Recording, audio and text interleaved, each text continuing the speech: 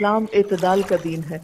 جہاں ایک نیکی کی بات کی تاکید کی جاتی ہے وہاں اس کا ادب، سلیقہ اور تمیز بھی سکھائی جاتی ہے. یہ نہیں کہ نیکی کرنے کا مطلب یہ ہے کہ ہر موقع بے موقع نیکی کی جائے. نیکی کا بھی ایک وقت ہوتا ہے، ایک طریقہ اور سلیقہ ہوتا ہے. نمبر 1، جب لوگ قرآن و حدیث پڑھنے یا پڑھانے میں مصروف ہوں. اسی طرح جب کوئی شخص انڈیویجولی بھی قرآن پاک کی تلاوت کر رہا ہو تو اس کو سلام نہیں کرنا چاہیے تاکہ اس کا سیکوینس نہیں ٹوٹے. یا کوئی شخص پڑھنے میں مصروف ہے، اس کو سلام نہیں کرنا چاہیے جا کر، کیونکہ اس کی پڑھائی ڈسٹرب ہوتی. اور ہمارے ہاں حال یہ ہے کہ اگر کہیں آپ بیٹھ جائیں پڑھنے تو پھر آپ کی خیر نہیں کہ اسی وقت سب کو آپ اچھے لگتے ہیں اور اسی وقت سب آپ کو سلام کرتے ہیں. اور بعض لوگ تو اتنے مہربان ہوتے ہیں کہ ہاتھ کا قلم چھڑوا کے، کتاب بند کرا کے ہاتھ بھی ملاتے ہیں، مسافہ بھی کرتے ہیں، معانقہ بھی کرتے ہیں، اور پھر دنیا بھر کی خبریں بھی معلوم کرتے لیتے اور دیتے ہیں. لیکن اب دیکھیں کہ ایک ایک منٹ قیمتی ہوتا ہے. اور خصوصاً آپ کو یہ معلوم ہے کہ جب آپ کوئی کام کر رہے ہوتے ہیں، خصوصاً پڑھنے کا کام کر رہے ہوتے ہیں، تو آپ کے دماغ میں ایک پوری فلم چل رہی ہوتی. کوئی شخص آ کے اس کو بریک کر دیتا ہے تو دوبارہ اس کو جوڑنے میں مشکل پیش آتی. اور ہو سکتا ہے کہ ایک شخص قرآن پاک پڑھ رہا ہے، مثلاً اس نے پڑھا لا تقربوا الصلاۃ، اور اتنے میں سلام ہو گیا کہ نماز کے قریب نہ جاؤ، اور کسی نے سلام کر دیا. اس کا معنی تو اتنا ہی مکمل ہو گیا نا، آیت بیچ میں رہ گئی. تو ایسے موقع پہ سلام نہیں کرنا چاہیے. پھر اسی طرح جب کوئی خطبہ دینے اور سننے میں مصروف ہو، یعنی جو جمعے کا خطبہ ہے، کوئی دے رہا ہے یا سن رہا ہے، سننے والے کا بھی احترام ہے. پھر اسی طرح جب کوئی اذان دے رہا ہو یا تکبیر کہہ رہا ہو تو ظاہر ہے کہ وہ اذان چھوڑ کے اگر سلام کا جواب دینے لگے تو پھر اذان کا کیا بنے. جب کسی مجلس میں دینی موضوع پر گفتگو ہو رہی ہو، میں کسی عالم سے سوال کیا گیا، وہ جواب دے رہا ہے، تو بعض اوقات اوپن مجلسیں ہوتی ہیں نا کہ ہر کوئی آ جا رہا ہوتا ہے. اب ایک شخص بول رہا ہے اور لوگ سن رہے ہیں اور وہ بات سمجھ رہے ہیں کہ اتنے میں ایک اور شخص آ کے سلام کرتا ہے اور وہ ان سب کا سیکوینس توڑ دیتا ہے اور سب کو بدمزہ کرتا ہے. تو یہ وقت بھی سلام کرنے کا نہیں. ابھی آپ خاموشی سے بیٹھ جائیں، جب مجلس برخاست ہوگی، گفتگو ختم ہوگی، پھر آپ سلام کریں. پھر اسی طرح جب استاد پڑھانے میں مصروف ہو، یعنی خواہ قرآن پڑھا رہا ہو یا میتھمیٹکس پڑھا رہا ہو، اس وقت سلام نہیں کرنا چاہیے. اسی طرح جب کوئی قضاء حاجت کے لیے بیٹھا ہو، یعنی ٹوائلٹ میں ہے یا نہا رہا ہے، تو اس وقت سلام نہ کریں. اسی طرح جب کوئی شخص کسی حرام کام کا ارتکاب کر رہا ہو، کوئی فحش کام کر رہا ہو، کوئی بے حیائی کا کام کر رہا ہو، تو اس وقت وہ سلامتی کا مستحق نہیں ہوتا، دعا کا مستحق نہیں ہوتا. مثلا ایک شخص ڈرنک کر رہا ہے، تو ایسا شخص جو کھلم کھلا اعلانیہ طور پر کوئی حرام کام کر رہا ہو، غلط کام کر رہا ہو، تو اس کو بھی سلام نہیں کیا جائے گا.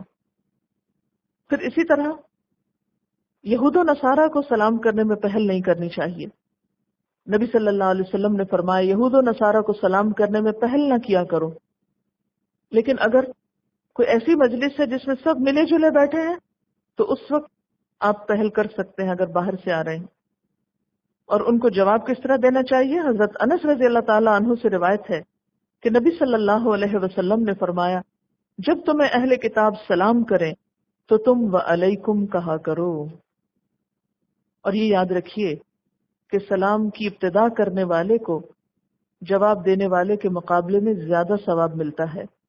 حضرت عمران بن حسین کا بیان ہے کہ نبی صلی اللہ علیہ وسلم تشریف فرما تھے کہ ایک آدمی آیا، اس نے آ کر السلام علیکم کہا، آپ نے سلام کا جواب دیا اور فرمایا 10 نیکیاں.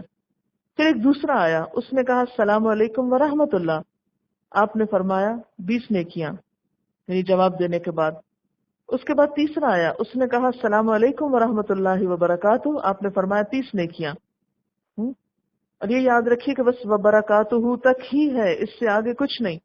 ابن عباس نے ان 3 لفظوں سے زیادتی کرنے والوں کو یہ کہہ کر روک دیا کہ سلام برکت تک مکمل ہو جاتا ہے، اس سے آگے کچھ مت بولو، کیونکہ کچھ لوگ پھر جنت حلال اور دوزخ حرام وغیرہ کے فتوے بھی دینے لگتے ہیں. پھر اسی طرح ایک سوال یہ ہے کہ خواتین کا غیر مردوں کو سلام کرنا، اس کے بارے میں کیا حکم ہے؟ تو بات یہ ہے کہ اگر فتنے کا ڈر نہ ہو، یعنی کسی خرابی کا اندیشہ نہ ہو، تو دونوں ایک دوسرے کو سلام کر سکتے ہیں. مثلا اگر آپ بازار میں گئے ہیں آپ دکان میں گئے ہیں تو ظاہر اور باتیں اگر آپ کر سکتے ہیں اس سے بھاؤ تاؤ کر سکتے تو سلام کیوں نہیں کر سکتے؟ لیکن جہاں یہ خدشہ ہو کہ اس سلام سے بات آگے بڑھ جائے گی اور خرابی پھیلے گی تو وہاں اجتناب کرنا چاہیے، وہاں ریزرو ہو کے ضرورت کی بات کرے انسان اور وہاں سے ہٹ جائے۔ کیونکہ ہم دیکھتے ہیں کہ نبی صلی اللہ علیہ وسلم مسجد میں جب تشریف لے گئے اور خواتین بیٹھی ہوئی تھی تو آپ نے ان کو ہاتھ کے اشارے سے سلام کیا۔ اس سے یہ پتہ چلتا ہے کہ سلام تو کر سکتے ہیں لیکن اس میں بھی ایک محتاط رویہ ضروری ہے۔ اور اسی طرح اگر کوئی مرد آ کر سلام کرتا ہے تو اس کو جواب دے سکتے ہیں، خصوصاً گھر میں جو رشتہ دار وغیرہ آتے ہیں تو اس میں، اور اسی طرح اگر ٹیلی فون پہ آپ کسی سے بات کر رہے ہیں تو جہاں بات کر لی تو وہاں سلام بھی ہو سکتا ہے۔ اور باتوں میں بھی جیسے غلط بات کرنے سے منع کیا گیا، اللہ کی نافرمانی کی باتیں منع ہے، تو اسی طرح اللہ کے نافرمانی کے کاموں میں پھر سلام دعا نہیں ہوگی۔